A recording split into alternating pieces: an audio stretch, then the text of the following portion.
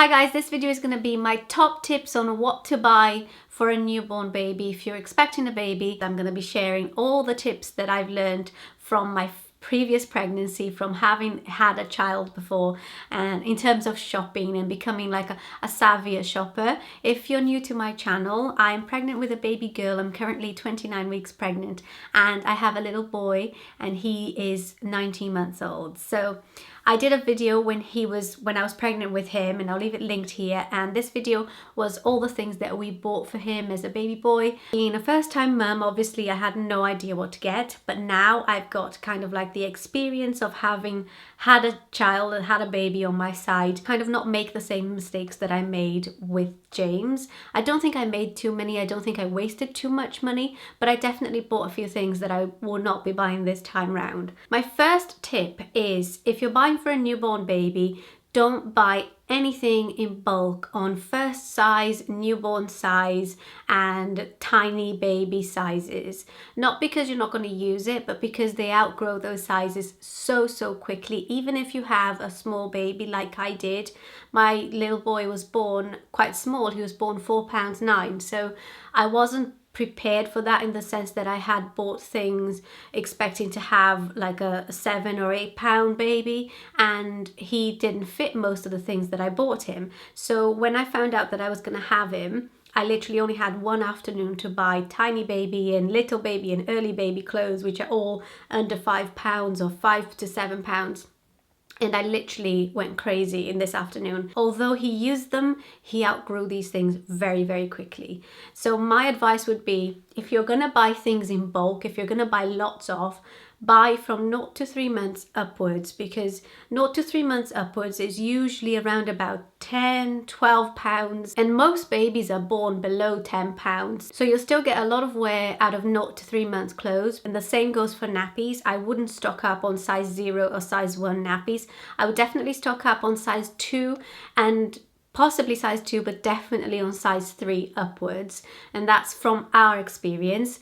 I wasted too many size 0 and size 1 nappies because I just thought, I want to be prepared, I want to have as many nappies as I need. But it turned out that James was 4 pound 9, but not for very long. Within a couple of weeks he had already gone up to 5, 6, 7 pounds, and all of these sizes, these nappies and clothes, suddenly become too small. My second tip is to think about your baby from head to toe. And I know it seems obvious, but that was something that helped me not forget essentials.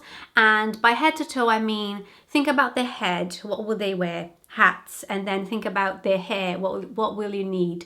Possibly a hairbrush or a hair comb. You think about bathing, you're going to need something to wash their hair, if you want to wash their hair with some kind of shampoo or baby wash or something like that. And then move down to their faces, so you'll need cotton buds for their ears, you'll need little cotton wool balls to clean their eyes when they get mucky and dirty. And then nose, think about nasal drops if their nose gets really dry. So you get the gist, and you work all your way down and kind of see what you have already bought and see what you're missing. I found that very helpful because it helped me not forget basic things like mitts and socks. My third tip is, when it comes to newborn, convenience is the key. At least for me as a mum of a newborn baby, the last thing I wanted was to be dressing James in elaborate outfits with bow ties and all these fancy things on a daily basis. Maybe if there was a special occasion, I would put him in something a bit fancier. But on a day-to-day basis, James wore sleep suits, bodysuits, and that was it. And these two items, sleep suits and bodysuits, are probably what I would say the most useful item to have in bulk in the wardrobe for newborn babies.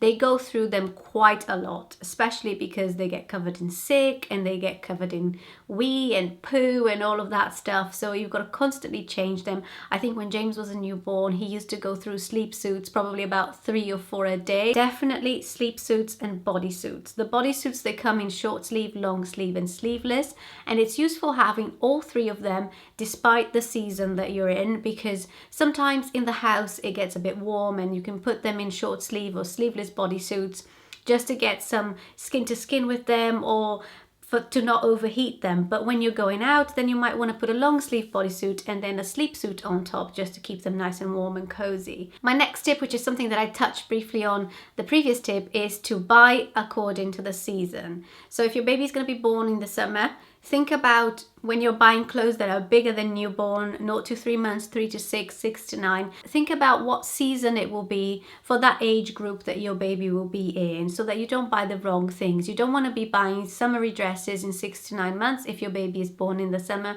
because they're not going to get to wear them at 6 to 9 months. So in my case, I'm buying things for newborn which are wintry and ever so slightly moving on to 0 to 3 months, being a little bit more spring and summer, because that's the kind of season that baby girl is going to be born. So think about the seasons and buy the sizes accordingly. And my last tip is to borrow from friends and family. Hand-me-downs are the best thing when it comes to newborn babies. You can't possibly buy everything. Often, like I said, these clothes are not worn for more than a couple of times and the baby has outgrown it. Your baby's going to be wearing something that's pretty much brand new. It's going to save you a little bit of money, and the person who bought it is going to feel happy that that outfit is getting a little bit more wear out of it. So that would be my last tip, is to make sure that you talk to your friends and family and see if they have things that they would like to pass on to you. I hope this video was helpful and useful and interesting. If you like this video, give it a big thumbs up, and don't forget to check out my pregnancy updates playlist. I do my pregnancy updates every 2 weeks, so you can catch up on how I'm feeling and everything that's been happening with me so far. Subscribe to my channel so you don't miss any of my videos. I hope you're all doing well, and I'll see you very soon. Bye.